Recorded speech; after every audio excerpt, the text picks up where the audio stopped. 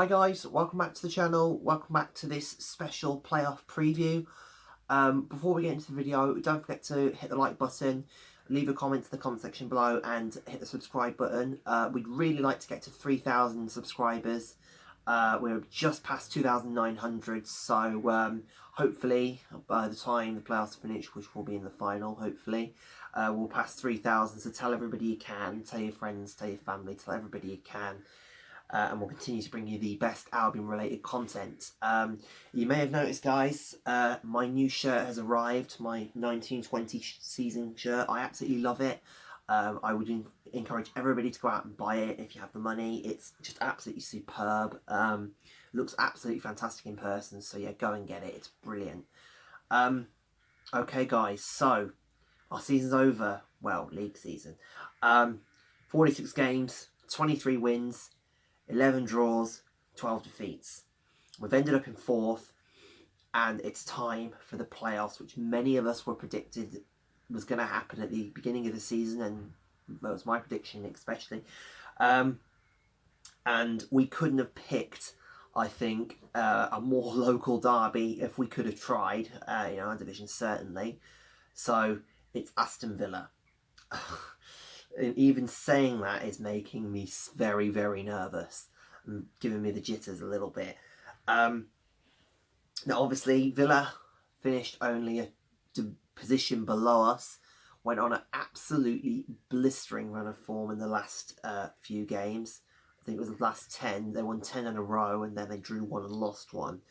The danger people in this, there are a lot of danger players in this. Tammy Abraham, John McGinn, Anwar El-Ghazi, Jack Grealish, you know, a lot of players who could cause a lot of trouble for Jonathan Kodja. You know, it's a very strong squad, and to be honest, they had been underperforming before they went on this absolutely amazing run. Now, the one thing that's given me hope about this is the last team before Norwich City who beat Villa was us. But of course, you got to think at the time that there was no Jack Grealish, so it could be a little different this time now.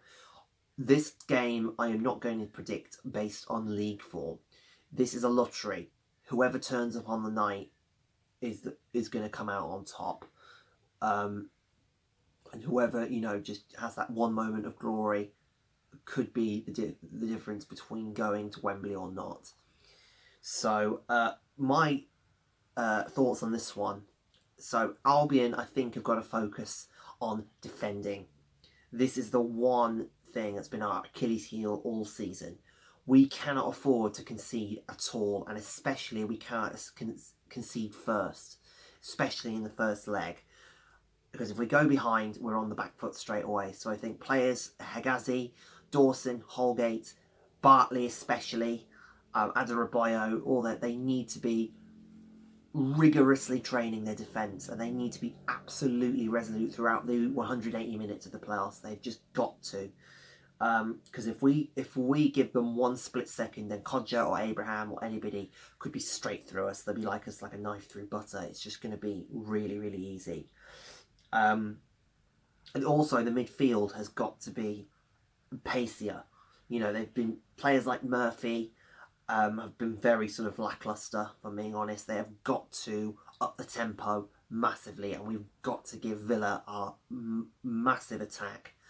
So, you know, defence has got to be resolute, midfield's got to be up the tempo a lot. Strike force, I mean, I know we shouldn't worry too much, but, you know, Gale, Rodriguez, Robson Canu's out, so, you know, possibly Kyle Edwards, you know. So we need an absolute. We've got the deadly strike force. That's not the part I'm worried about. It's the defence and it's the midfield. So, and also Johnston. You know, his old club is going to be huge pressure on his shoulders because obviously he was in the playoff campaign with Villa last time. So you know, this is going to be very, very close. I think. I love how everybody is writing us off already, but you know, anything can happen. It's at the end of the day, the playoffs is a lottery, and whatever happens this leg might not determine the eventual outcome at the end. So, you know, but I'm nervous. I can't help it but be nervous. It's the first time that we've been in a playoff situation in 12 years, you know, ever since we played the Wolves back in 2007. So I don't know how they're going to perform. I'm just hoping, I'm praying to Jeff Aston and praying to all the Albion gods who have gone before us that something, they give us a miracle. Because at the minute, Villa are the favourites, and I think if there's any team who can spring a surprise, it's going to be us. So, we will see. We will see. I'm cross my fingers, cross both fans, both toes. You know, we will see. I'm just going to hope, and I'm just going to, you know, just pray. Okay, guys. So, my prediction for this game, I am going to say, from a biased point of view, I'm going to say 2-1 Albion. I'm going to say Gale and Rodriguez to score, and I'm going to say Jonathan Kodjia to get one back for Villa.